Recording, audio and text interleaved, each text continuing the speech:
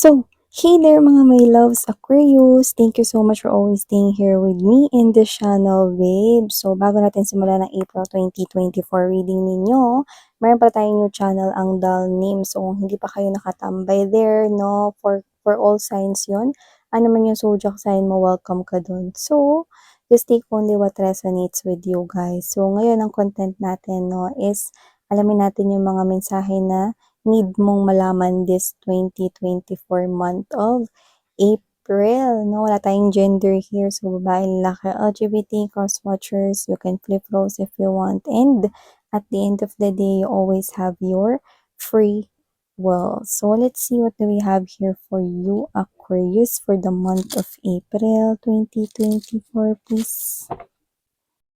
April 2024 for Aquarius, please.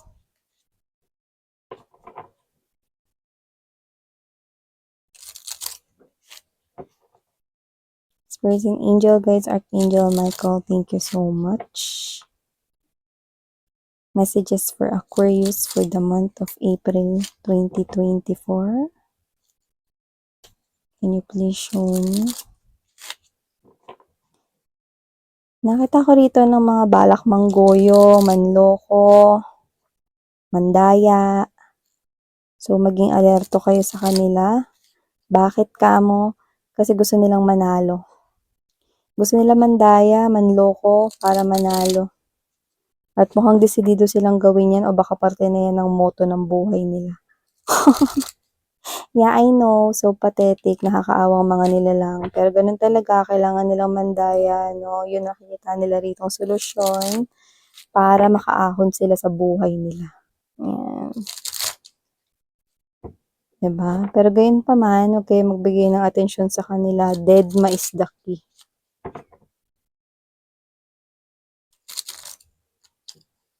So, pwede yan sa trabaho, kapitbahay, pwede rin mga malalapit sa buhay mo.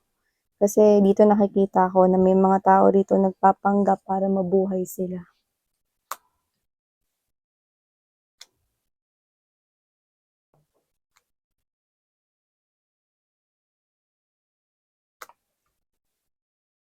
Diba? Yung iba, miyembro ng pamilya yon, malakas ang energy. Miyembro ng pamilya. Sa pamilya may ganun talaga. Yan. Protect your energy, Aquarius. Doesn't have to be na nasa loob ng pamilya nyo. Pwedeng kadugo ka, mag-anak, ganyan. Or tinuring mong pamilya.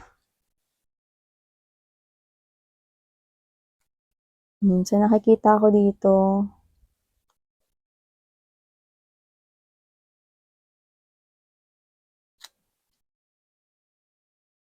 matagal mo na siyang kasama sa buhay mo. Yan. So, sa April, nakita ko rito, no, na posibleng magkaroon rito ng ayaan, no, barkada, mga kaibigan, no, outing, ganyan. So, tuloy na tuloy yun. So, nakikita ko na matutuloy yun sa lahat ng lakad mong naging drawing. Nakasama mo yung mga kaibigan mo. So, iba, pwedeng hindi yan outing or what, no. Pwedeng kita-kita lang with friends. Nakikita ko matutuloy yan. Yan. So, nakikita ko rin dito mga babes na may celebrate kayo na may kinalaman sa pera, sa trabaho ninyo, Aquarius. So, I think meron dito kayong gagawin kung saan parang dito talaga binuhos mo yung effort mo. So, hindi ko alam kung ikaw ba yung naging leader dyan o ikaw yung pinaka-nanguna dyan or basta yung skills mo, yung oras mo, time mo, nilaan mo dyan. So, nakita ko dyan ng approval. So, pwedeng yan ay approval dahil pwedeng kliyente, no, yung pwedeng hinihikayat mo, no, na tanggapin yung business proposals ng company ninyo or whatever, kung ano man yan. So, nakita tayo dyan ng big yes. At sa nakikita ko rito, no, magdadala yan sa'yo ng recognition, no, sa yung mga katrabaho, maglalagay rito ng parang, uy, wow, ang galing mo naman. Parang makaka-receive ka rito ng mga compliments, no. Maglalagay yan sa'yo ng parang status kung saan, uy, iba yung level mo doon na parang paano mo yung ginawa. So, nakikita ko dito, Aquarius, na meron ditong recognition at incentive na matatanggap ka. Yan, no? Trabaho yung pinaka nakukuha natin, pera, ganun, or sa business. At nakikita ko rin dito na parang meron ba kayong hinuhulugan rito na something expensive, puwedeng bahay yun, puwede rin naman na kotse, lupa, o kung ano man 'yan 'no, na may kinalaman yung pamilya ninyo o yung iba parang puwedeng loan 'to tapos pinang-provide mo sa education ng kids mo or ng mga kapatid mo or whatever. Nakikita ko rito 'no na matatapos ka na kung ganun man yun, kung loan man yun, matatapos ka na ngayong April 'no, or meron ditong darating na magandang oportunidad sa pera mo na magpapatanggal ng, ng loan na yan or magpapatapos ng loan na yan kasi may kakayahan ka ng mabayaran yan. So, nakikita ko rito 'no na yung iba, puwedeng bahay yun, kotse, or puwede rin naman sa iba parang loan 'yun sa bank or sa hinuhulugan mo na kinuha mo before. So, puwedeng, loan 'yun na money for the education 'no, ng iyong mga kapatid, ganyan 'no, or education mo before. So, nakikita ko rin dito that with the presence of Two of Pentacles energy and there's the Seven of Coins, magkakaroon ka rito ng pera sa April pero ikaw 'to na gusto mo 'tong palaguin 'no, gusto mo 'tong i-expand pero hindi mo alam kung saan mo ilalagay yung pera mo. So, nakikita ko rito na huwag kang magpadalos-dalos rito kasi nakikita ko na may mga makikita kang puwedeng i-investan 'yan, pero huwag ka kaagad mag-go do'n kasi lumalabas rito yung Five of Cups energy at Devil. Kasi baka mahumaling ka doon sa offer na sounds like maganda, pero yun pala puwedeng iwanan ka lang niyang luhaan. So, posible na na hindi magandang offer 'yan, parang too good to be true 'no, maganda lang siya to hear, pero hindi yun yung i-expect mo. So, posible rin na yung iba, baka magoyo or madaya rin kayo diyan. So, posibleng ito rin yung isa pang mensahe na nakukuha natin dun sa kanina na pinakauna nating message na nakuha, 'di ba? So, pag-isipan niyo mabuti. May perang parating pero wag niyo hayaang mawala rin 'yan agad.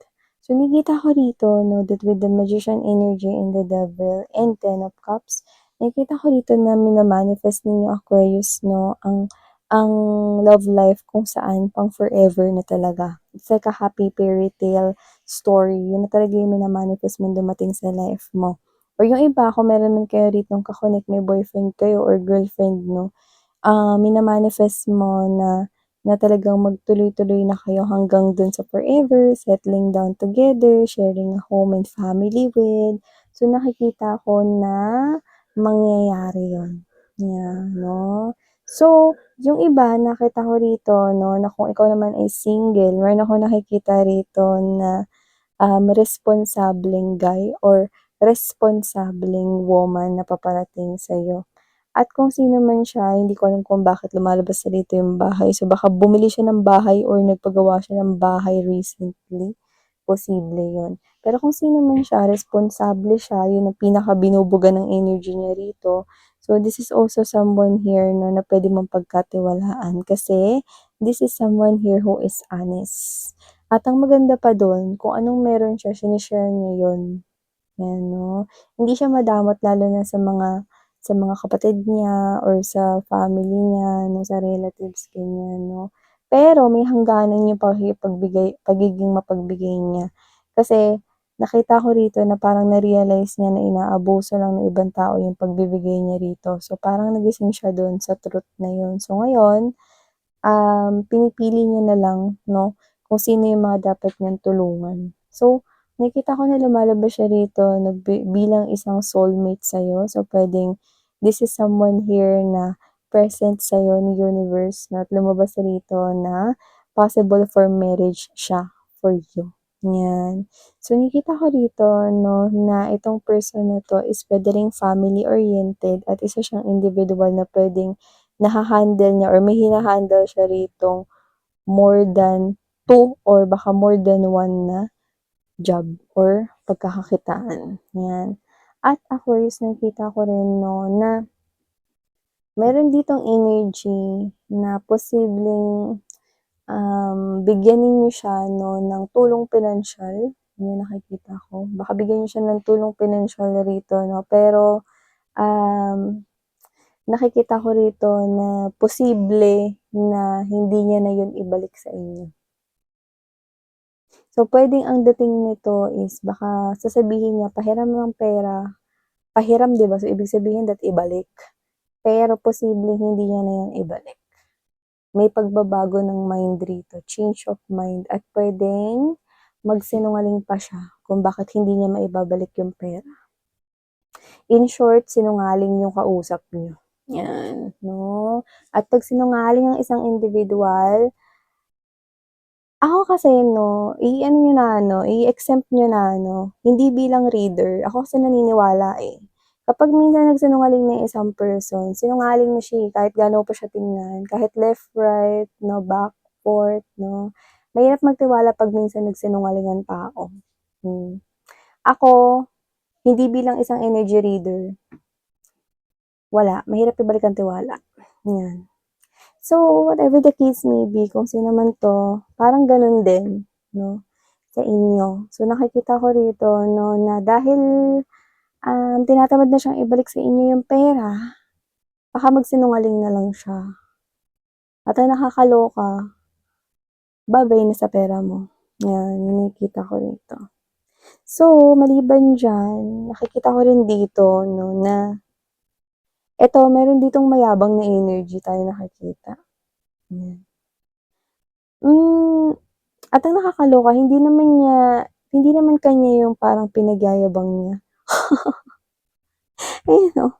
So, whatever the case may be, ang message na nakukuha ko rito, puwedeng may magsabi sa'yo na, "Uy, ang ganda ng bag mo." 'Yan, "Ito yung bag ko ano, eh, ganito, eh." 'Yan, parang bibida-bida niya yung bag niya, example lang 'to, pero hindi siya yung bumili nun, 'yan. So, puwedeng pinabili niya yun o nanghingi siya ng perang pambili nun, pero niyayabang niya siya bumili, ayan. Yun yung nakikita ko rito. So, para aware ka at ready ka lang rin 'no, kung sakaling marinig mo 'yan on the month of April, summertime pa naman, tirik yung araw 'no, para hindi ka ma-high blood. So, nakikita ko na parang meron ditong, um, basta ang yabang nung energy niya. Parang mapagmataas siya rito, pero yung bagay na yun na niyayabang niya or pera man yun or materyal na bagay 'no, hindi siya yung nagpundar or hindi siya yung bumili nun. Puwedeng binigay lang yun sa kanya o ibang tao yung bumili, okey? So yeah, ito yung mga nakikita ko here for you guys. Aquarius, ay may pahabol pala tayong mensaheng nakita 'no. So ngayon kakakita ko lang na sa vision na meron ritong parang visitor na puwedeng, inaasahan mo naman talaga na pupuntahan ka niya. Ang hindi mo lang inaasahan is kung kailan siya pupunta sa'yo. Pero isipin mo na ngayon, sino ba yung inaantay mong pumunta sa'yo? Alam mo na parang pupuntahan ka niya pero hindi mo alam kung kailan, well, siya na yung tinutukoy dito. So kung sino man siya 'no, i-prepare mo na yung sarili mo kasi mukhang hinihintay mo rin naman talaga 'no, na puntahan or bisitahin ka niya. So yeah, ito ang mga mensaheng nakuha ko here for your April 2024 readings mga babes, and think about the positive side always and stay happy in all situations. Do not give in to any energies. Tandaan mo, no? At the end of the day, wala kang dapat pagkatiwalaan kundi ang sarili mo lang. Okay? So, ito ang mga messages here for you guys. Sarang Hey, Love and Light. Annyeong.